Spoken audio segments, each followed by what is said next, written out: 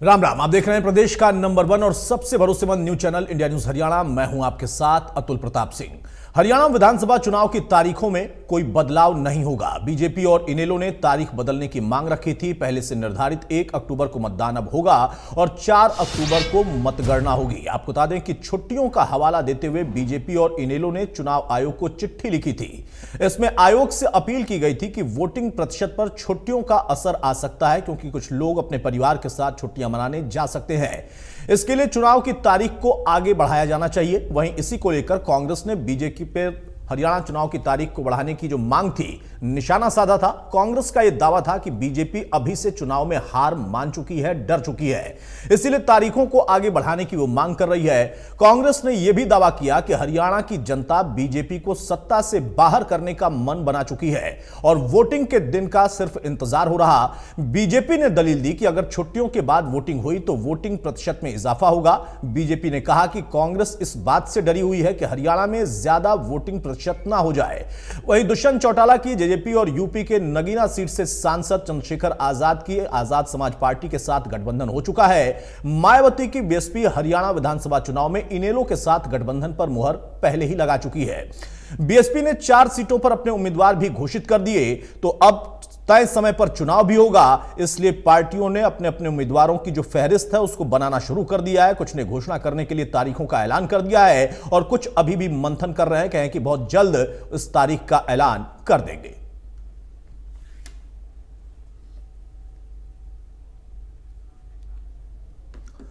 तो चुनाव में बदलाव नहीं होगा। हरियाणा विधानसभा चुनाव तय समय पर होंगे, कोई ये बदलाव इसमें नहीं करेगा। चुनाव आयोग ने इसकी घोषणा कर दी है। जो मांग रखी गई थी बीजेपी की तरफ से और बाद में इनेलो की तरफ से भी, उसे खारिज कर दिया गया। चुनाव की तारीखों में कोई बदलाव नहीं होगा। इस तर्क को तर्कसंगत नहीं माना चुनाव आयोग ने कि छुट्टियों का कोई प्रभाव मतदान पर होगा। 1 अक्टूबर की तारीख चुनाव आयोग ने पहले ही तय की थी और 1 अक्टूबर को ही अब चुनाव संपन्न होगा। 4 अक्टूबर को मतगणना होनी है। तो जम्मू के साथ हरियाणा का भी चुनाव। बीजेपी इनेलो ने कुछ तर्कों के साथ तारीख बदलने की मांग रखी थी। इनेलो ने यहां तक कहा था कि आगे नहीं बढ़ा सकते तो पहले ही और करा दें चुनाव, लेकिन 12 सितंबर तक के जो नामांकन दाखिल करने की आखिरी तारीख है वो बरकरार रहेगी और चुनाव तय समय पर होगा।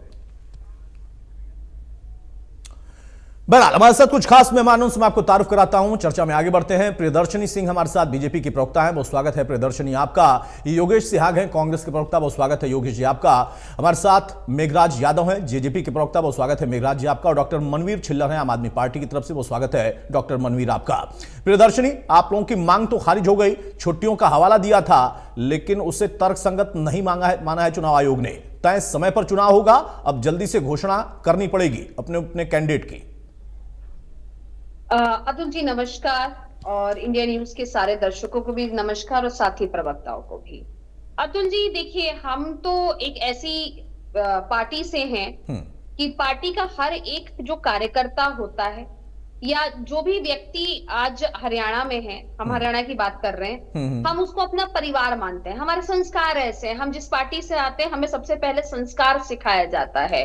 तो हमारे अंदर संवेदना है, हम समझते हैं चीजों को।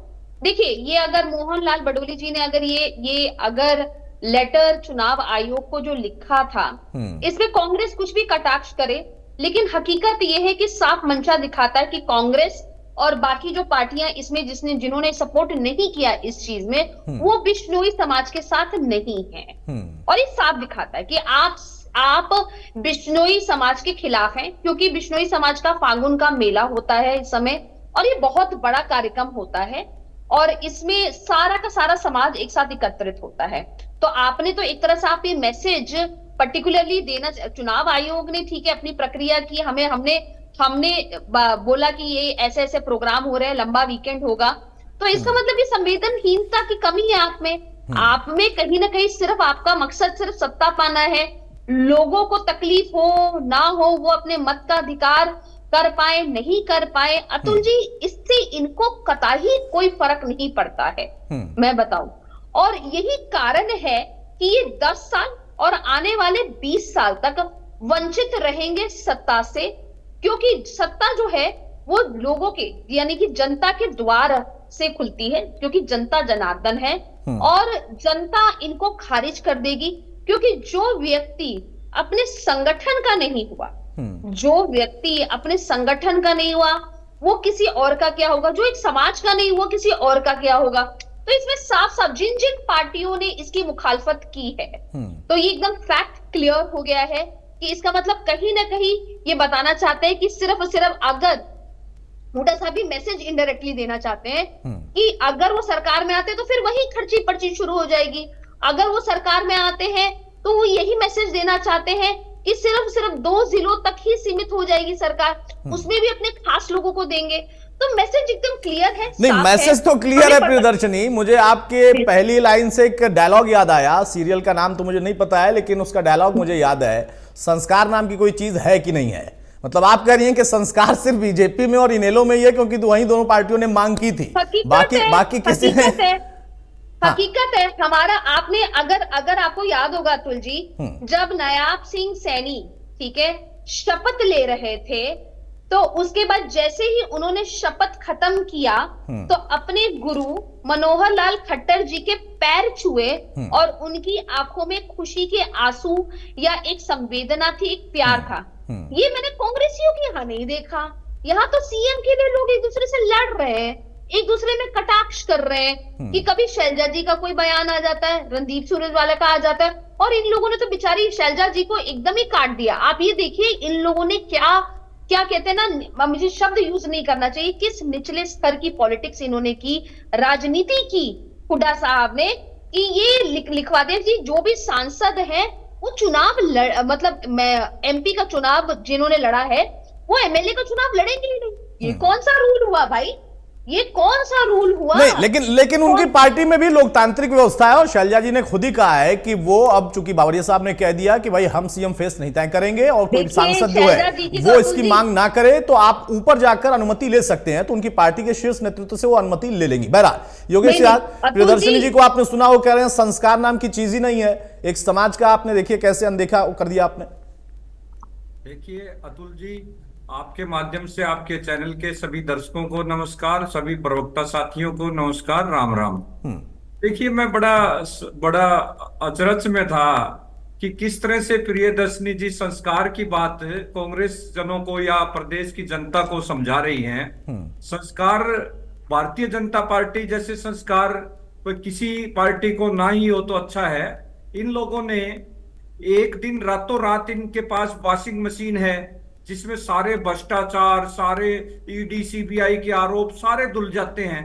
और देखिए मैं एक और हैरानी की बात बताना चाहूंगा, जैसे कि अभी संस्कार की बात कर रहे थे कि नायब सैनी जी ने खट्टर साहब के पैर छुए।